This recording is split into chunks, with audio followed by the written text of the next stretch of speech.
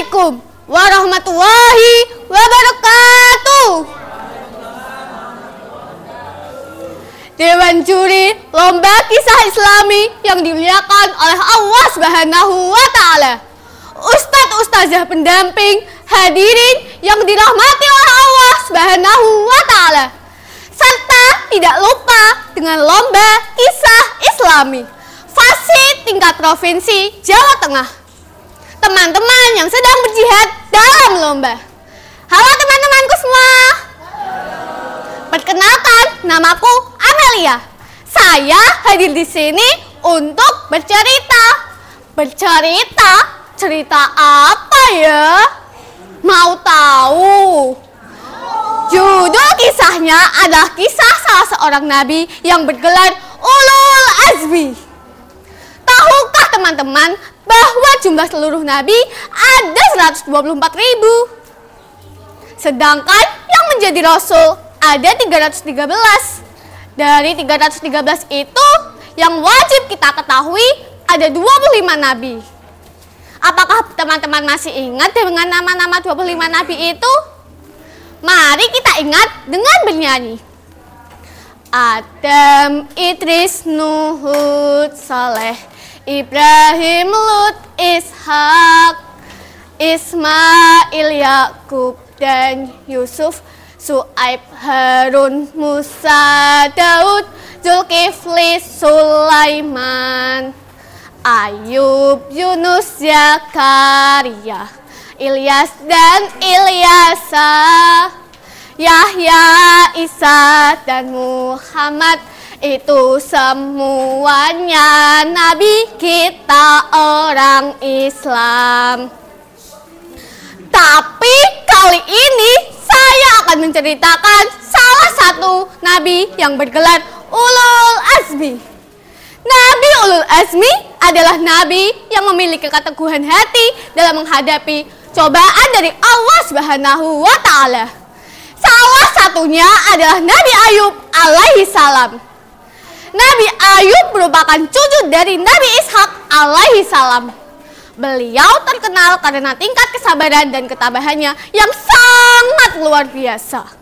Nabi Ayub merupakan nabi yang mulia dan nasabnya sampai kepada Nabi Ibrahim alaihi salam. Sebagaimana firman Allah dalam surah Al-An'am ayat 84 yang berbunyi, A'udzu billahi minasyaitonir rajim. Bismillahirrahmanirrahim. Wa wahabna lahu Ishaqa wa Yaqub. Kullan hadaina wa Nuhan hadaina min qablu wa min dzurriyyatihi Dawud wa Sulaiman wa Ayyub wa Yusuf wa Musa wa Harun wa kadzalika najzil muhsinin, yang artinya aku berlindung kepada Allah dari godaan setan yang terkutuk dengan menyebut nama Allah yang Maha Pengasih, Maha Penyayang, dan kami telah menganugerahkan Ishak dan Yakub kepadanya.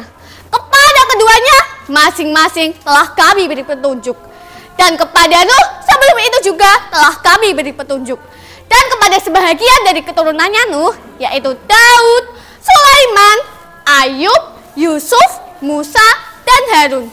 Demikianlah kami memberi balasan kepada orang-orang yang berbuat baik. Sebelumnya Nabi Ayub memiliki banyak jenis harta, seperti hewan ternak, lahan pertanian, dan budak. Namun suatu hari Allah ingin menguji Nabi Ayub. Ketika Allah sedang mencintai suatu kaum, maka ia akan mengujinya. Dan barang siapa yang ridha terhadap ujian itu, maka Allah akan ridha. Begitu juga sebaliknya, apabila kita marah terhadap ujian tersebut, maka Allah akan murka terhadap kita. Suatu hari, iblis merasa iri kepada Nabi Ayub karena ia mendengar para malaikat memuji tingkat keimanan Nabi Ayub yang sangat luar biasa. Lalu, iblis datang menemui Allah sambil berkata, "Hai Allah, sebenarnya Ayub itu tidak ikhlas untuk bersujud kepadamu. Dia hanya menginginkan kekayaan dan putra sebagai pewarisnya. Hahaha." Maka untuk membuktikannya, Allah memberikan izin untuk iblis menggoda Nabi Ayub.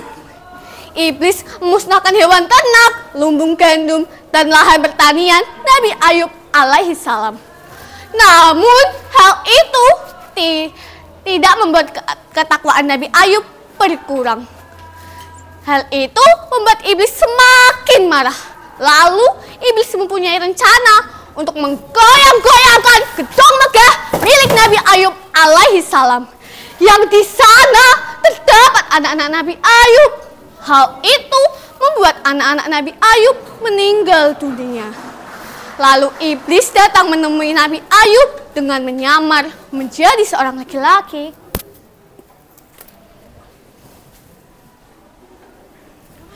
"Hai Ayub, percuma saja kau beribadah kepada Allah. Itu Allah yang katamu Tuhan yang Maha Kuasa. Dia saja tidak mau menolongmu." "Wahai iblis, aku tidak akan tergoda kepadamu. Allah sedang mengujiku. Semua ini atas kuasa Allah Subhanahu wa Ta'ala." Rencana aku tidak berhasil lagi. Kembali iblis menemui Allah, mengungkapkan kekecewaannya. Lalu Allah memberikan izin untuk iblis memasukkan suatu penyakit kepada Nabi Ayub alaihissalam. Penyakit apa sih?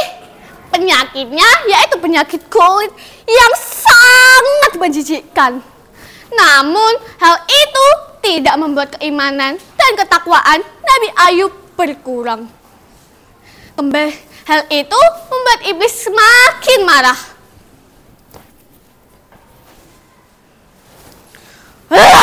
Rencanaku tidak berhasil lagi. Bagaimana ini? Aku punya ide. Aku akan menggoda istri Ayub. Ya, aku akan menggoda Siti Rohmah. Wahahaha, Siti Rohmah. Iblis datang menemui Siti Rohmah dengan menyamar menjadi seorang laki-laki.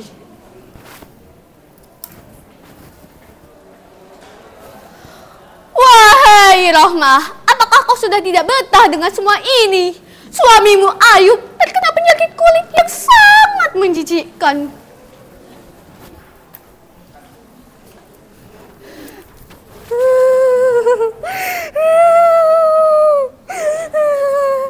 "Sesungguhnya aku tidak tahu lagi. Ya Allah, kapan hujan ini bakal berakhir? Hamba mohon pertolonganmu."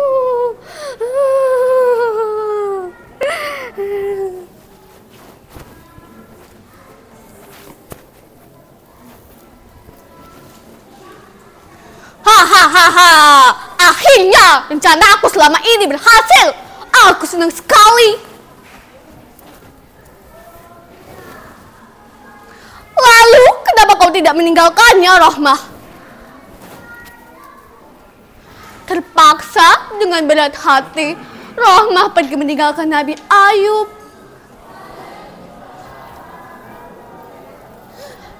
Ya Allah, sesungguhnya aku telah diganggu setan. Ya Allah, berikanlah aku pertolongan. Ya Allah, berikanlah aku pertolongan. Allah mendengar doa Nabi Ayub. Kemudian Nabi Ayub menghentakkan kakinya ke tanah. Wah, subhanallah teman-teman. Datanglah sebuah keajaiban. Muncul air dari tanah hentakan Nabi Ayub. Melihat air-air itu, Nabi Ayub segera minum dan mandi. Akhirnya penyakit kulit yang dialami Nabi Ayub sembuh total. Subhanallah. Beberapa hari kemudian, Rahmah memutuskan untuk kembali menemui Nabi Ayub. Sesampainya di sana, Rahmah merasa keheranan karena yang ia temui bukan Nabi Ayub alaihissalam, melainkan lelaki bertubuh tegap, kekar, dan tampan. Siapa kau? Rahmah, aku Ayub suamimu, Rahmah. Tidak mungkin kau Ayub suamiku. Ayub sedang mengalami penyakit kulit yang sangat menjijikkan. Kau tidak mungkin Ayub. Aku Ayub suamimu, Rahmah. Allah telah menolongku. Benarkah kau Ayub suamiku? Ayub. Singkat cerita teman-teman, Allah telah mengembalikan seluruh harta yang dimiliki Nabi Ayub dengan berlipat-lipat. Akhirnya Nabi Ayub dan Rahmah hidup bahagia. Itulah kisah Nabi Ayub alaihissalam. Bagaimana? Seru tidak?